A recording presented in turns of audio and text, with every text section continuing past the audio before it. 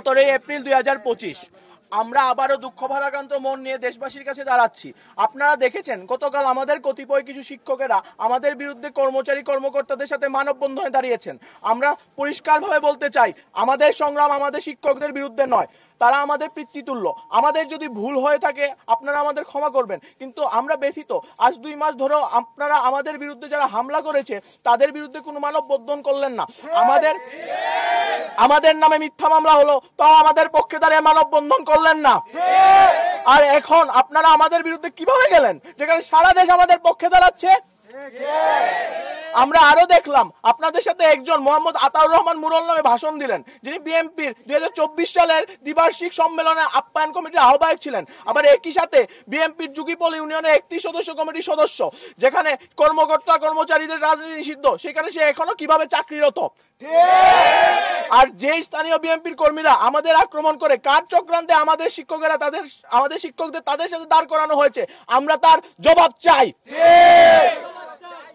আমরা আরো দেখেছি শিক্ষকরা বলেন যে সে বহিষ্কার হয়েছে, সে তালিকা থেকে নাকি সবাই নির্দোষ প্রমাণ হলেও হতে পারে।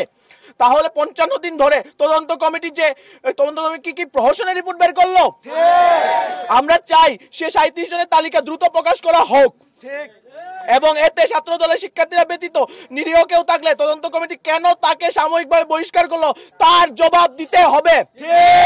আমরা তার সাথে সারা বাংলাদেশকে ধন্যবাদ জানাতে চাই আমাদের পাশে দাঁড়ানোর জন্য।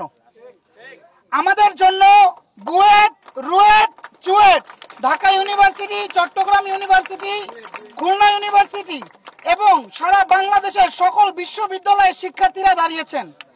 তাদের প্রতি আমরা চিরকৃতজ্ঞ। আমাদের সংগ্রাম স্বৈরাচারিতার বিরুদ্ধে। আমাদের বিশ্বাস পুরো দেশ জুলাই আগস্টের পর আর কোন স্বৈরাচারকে ঠাঁই দিবে না। কিন্তু আমরা ব্যথিত, কারণ 58 দিন পরেও ইন্টারিম আমাদের দিকে এখনো তাকাচ্ছে না।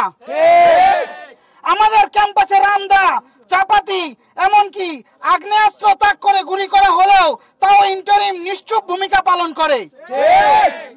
আমাদের নামে মামলা বহিষ্কার হওয়ার পরেও তারা আমাদের দিকে তাকায়নি।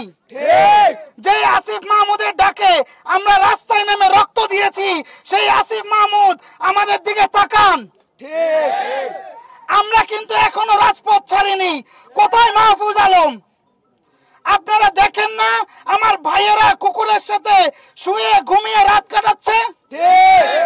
আমরা আপনাদেরকে হুঁশিয়ার করছি, আপনারা যদি এখনো আমাদের ভিসিকে অপসারণ না করেন তাহলে আমরা ধরে নেব সারা দেশের বিরুদ্ধে গিয়ে ইন্টারিম স্বৈরাচারকে সেফগার্ড দিচ্ছে। আর স্বৈরাচার দমানোর জন্য আমরা প্রয়োজনে আবার জুলাই নামাবো। আমরা তো এখন এক দফা দাবি বিসিকে অপসারণের দাবিতে আমরা আজকে মশাল মিছিল করছি।